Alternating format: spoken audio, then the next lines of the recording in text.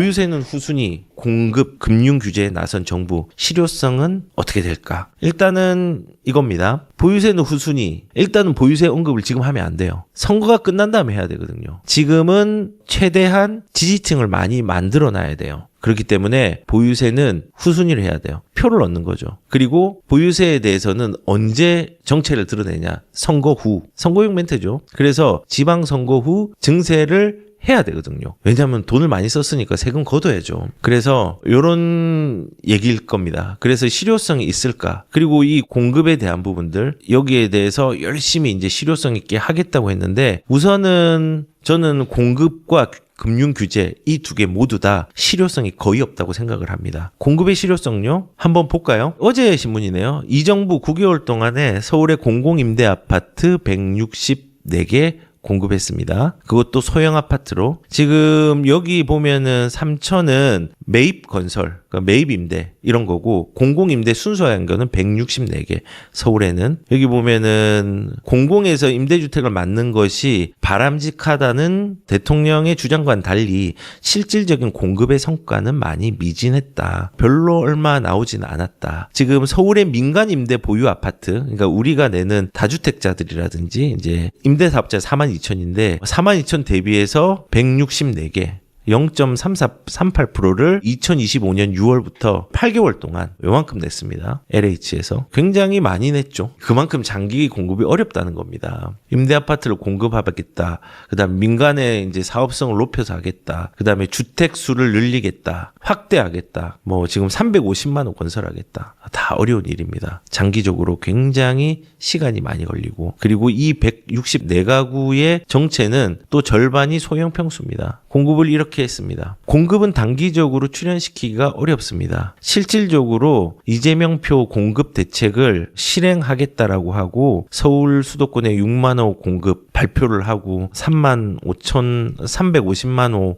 건설을 한다고 하고 뭐 이런 얘기들을 하는데 불가능합니다. 단기적으로 불가능합니다. 이거 이재명은 한다라고 했는데 이거는 물리적으로 불가능한 겁니다. 2025년도에 주택 인허가 착공, 준공 모두 감소했죠. 2026년도 2월 달에 보면은 인허가 착공, 준공 분량 뚝 공급 지표 일조의 위축이 됐죠. 근데 이런 상황에서 어떻게 공급을 낼 수 있습니까? 그리고 공급을 적극적으로 해보지 않았던 LH 주도형 공급을 내는데 사업을 활성화시키지 못하는 정책들로 공급을 막고 있는데 공급이 어떻게 나오겠습니까? 공급은 장기적으로 나오는 거고 단기적으로 출현을 시키기 어렵기 때문에 지금 정부에서 말했던 9개월 보유세는 후순위고 공급에 나서겠다라고 하는 것들은 실효성이 부족하다고 생각을 합니다. 그러면은 현재 정부는 공급 정책을 어떻게 할까? 저번 시간에 얘기했죠. 공급을 단기에 낼 수 있는 묘책을 찾아낸 거죠. 그게 뭘까요? 다주택자, 임대사업자의 물건들을 출현시키는 겁니다. 아니 그거는 신축 물건이 아니지 않느냐. 신축 물건 아니지만요. 공급은 두 가지가 있습니다. 기존 물량을 소화시키게 하는 방법 그리고 신규 물량을 내는 방법. 근데 신규 물량을 낼 수 없기 때문에 세금으로 기존 물량을 쏟아내게 하는 겁니다. 근데 자 이렇게 거래 환경을 좋게 해줄게요가 아니라 세금으로 짓누르면서 튀어나오게 하는 공급을 나오게 하고 있습니다. 이게 지속적으로 나오는 게 아니라 일시적 공급입니다. 공급은 세금을 부과하면요 견디기 어렵잖아요. 이 사람이 억지로 나오는 겁니다. 특히 고가주택 같은 경우는. 그리고 증세를 통해서 세수를 걷겠죠. 그리고 공급은 억지로 나오게 하는 겁니다. 그러니까는 협박을 하는 거죠. 야, 나가 협박하는 거 아니야. 나 진짜 자유야. 그런데 자유긴 한데 좀 무서울 거야. 내가 세금 많이 거둘 거거든. 말은 선하지만 표현은 유하지만 말의 의미는 폭력적이죠. 공급을 억지로 그렇게 낸다는 거는 과연 통할까요? 일시적으로 통해왔습니다. 그런데 가격은요 항상 반항을 했습니다. 우리가 지금 이렇게 집값에 대해서 좀 잡으려고 한다고 하면요 공급이 최선인데 공급으로 잡을 때가 몇 번 없었죠. 이재명 정부 때 잡을 수 있을까요? 못 잡습니다. 이명박 정부 때 잡았고요. 노태우 대통령 때 잡았습니다. 굉장히 이제 공급으로. 그리고 집값을 잡는 건 공급이랑 경제 상황이랑 국제적인 그리고 국내적인 변수들 금리 인상이라든지 급등이라든지 이런 걸로 다 잡았지 정책으로 잡은 적이 없습니다. 공급 외에는. 근데 공급은 이미 끝난 상황이죠. 자, 그래서 지금 이렇게 가격으로 반항을 할 건데 그 반항의 시기가 지금 우리가 1년밖에 지나지 않았는데 한 3년 지난 것 같지 않나요? 이제 나머지 4년도 어떻게 될지 모르지만은 집값이 떨어지지 않는 것은 저는 확정이라고 생각합니다. 지금까지의 경험을 비추어 봐서 확정입니다. 확정. 뭐 나중에 가격표도 보여드릴게요. 자, 일단은 그렇습니다. 지금 공급은 불가능하다. 그리고 억누르는 정책으로 기존 거래를 활성화시키려고 하는데 상당히 폭력적이다. 말은 유순하게 하지만은 폭력적이다. 그리고 이걸로 집값을 잡은 적이 없다. 이런 폭력성을 띤 규제로 집값을 잡은 적은 없다라는 말씀을 드리겠습니다. 실효성 없습니다. 그러면 금융에 대한 실효성 여기서 물었잖아요. 금융에 대한 금융 규제에 나선 정부 실효성. 보유세는 일단은 뒤로 하고 공급 열심히 하고 금융으로 수요자 억제책을 내겠다라고 얘기를 했죠. 어떻게 될까요? 지금 보시면은 4월부터 주담대 2.49억, 2억 4,900만을 넘게 받으면은 가상금리를 뛰게 한다. 그러니까는 뭐 한 2억 5천 이상부터는 요율을 정해가지고 가상금리를 더 높이는 거죠. 그러니까 기준금리는 똑같은데 대출을 많이 받을수록 금리가 올라가잖아요. 그러면은 어떤 효과가 있죠? 금리를 올려버리면 대출 한도가 축소되는 효과가 있습니다. 그리고 여기에다가 플러스 대출에 대해서 우대금리도 축소를 시키죠. 뭐 카드 만들어주고 적금 들고 주택 청약 좀 더 하고 뭐 하고 하면은 좀 우대금리를 좀 주잖아요. 우대금리. 근데 그거를 이제 또 은행 입장에서 지금 많이 없애고 있어요. 그리고 가상금리가 그러면서 커지고 있죠. 그래서 지금 가상금리가 뛰고 있습니다. 이렇게 하면은 은행 입장에서는 어떤 게 되냐면요. 은행은 지시를 받았을 거 아니에요. 정부 입장에서.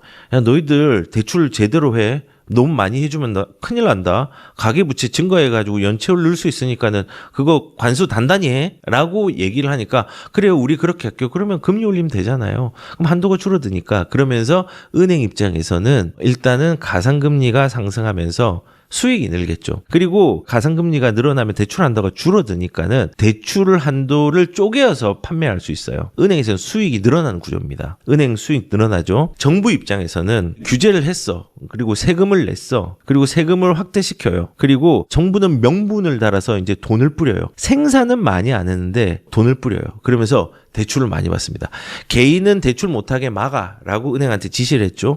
근데 우리 국가는 조금 다르잖아. 난 너희들을 보호하니까는 국가 부채가 많이 늘더라도 돈을 안 쓰는 게 무능력이지 돈을 쓰는 거는 능력이야. 돈을 필요할 때는 빚을 내서라도 써야 돼. 지금 국무회의에 나온 말을 빗대어서 얘기하는 겁니다. 그래서 지금 결국은 정부는 명분을 달아서 돈 뿌리는데 국가 부채를 역대급으로 하고 있습니다. 은행은 영업 실적은 좋아지고 국가는 자기의 소정의 목적을 달성하기 위해서 부채는 개인과 달리 많이 씁니다. 정부 입장에서는요. 지금 대출이 엄청난 겁니다. 우리는 가계대출 2억 이상이면 안 돼. 25억 넘어가면은 대출 2억 이상 안 돼. 아, 대출하지 마! 라고 하는데 정부 입장에서는 대출을 엄청 하고 있잖아요. 추경 많이 하잖아요. 그리고 국가부채 지금 나라 빚이 6,500조를 돌파했습니다. 그 나라 빚이 증가한 속도가 지금 증가율 자체가 9.8%로 갑니다. 증가율이. 이 증가 속도는요. 가계 부채의 증가 속도보다 2배 빠르다고 합니다. 그런데 이번에 또 추경을 하죠. 전쟁 추경이라고. 전쟁을 명분으로 전쟁 추경을 합니다. 25조 원짜리 쿠폰을 이제 발행하잖아요. 돈 나눠주기 위해서. 근데 이제 정부에서는 그렇게 얘기하죠. 아이고, 국채 발행한 거 아니야. 빚낸 거 아니야. 이 추경은 조금 다르다. 25조 원이지만은 초과 세수다. 라고 얘기를 하지만요. 그 초과 세수가 어디서 나온 줄 아십니까?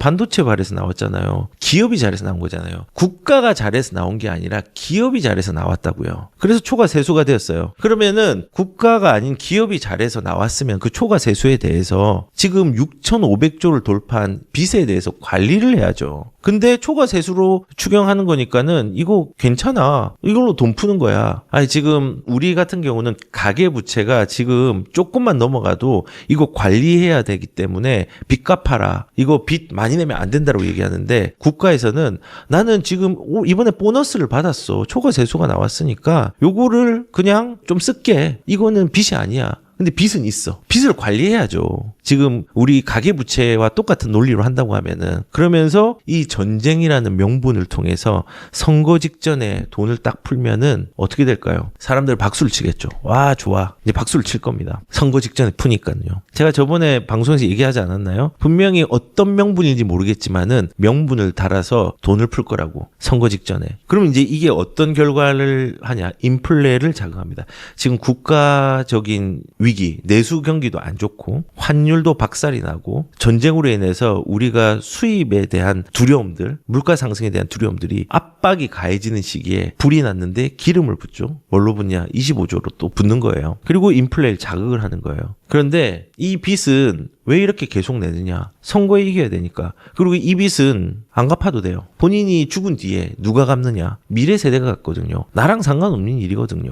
그래서 제가 이제 얘기하고자 하는 건요. 지금 너무 멀리 갔는데 얘기하다 보니까 금융에서는 이런 수요를 억제를 한다고 하면은 지금 2.49억 하면은 가상금리 올라가면서 금융적인 은행의 수익률은 높아질 거고 대출 한도는 줄어들 거고 그리고 개인의 대출 한도는 줄어들지만은 국가의 대출 한도는 무제한으로 늘려나가고 있다. 그리고 우리 보고는 열심히 생산하라는 얘기를 해야 되는데 하면서도 본인은 생산보다는 돈 풀기 소비에 더 앞장서고 있다. 국가는 걱정이 된다. 그리고 이렇게 명분을 내세워서 돈을 풀죠. 그리고 대출도 받죠. 그리고 대출을 개인한테 막죠. 근데 이 대출 막은 걸로 집값 잡은 적이 있을까요? 큰 대책 굵직굵직한 거 하나만 말씀을 드릴게요. 문재인 정부 때 2019년도 1216 부동산 대책 때 15억 초과 대출 아파트 대출 전면 금지했습니다. 9억 초과 LTV 추가 20% 제한을 하고 1주택 처분 강제했습니다. 되게 강력했습니다. 근데 그 강력한 대책은요. 2020년대 강력한 가격의 반항으로 나왔습니다. 노무현 정부 때도 DTI 총부채 상환 비율 규제를 했습니다. 강하게 했습니다. 근데 대책이 강한 만큼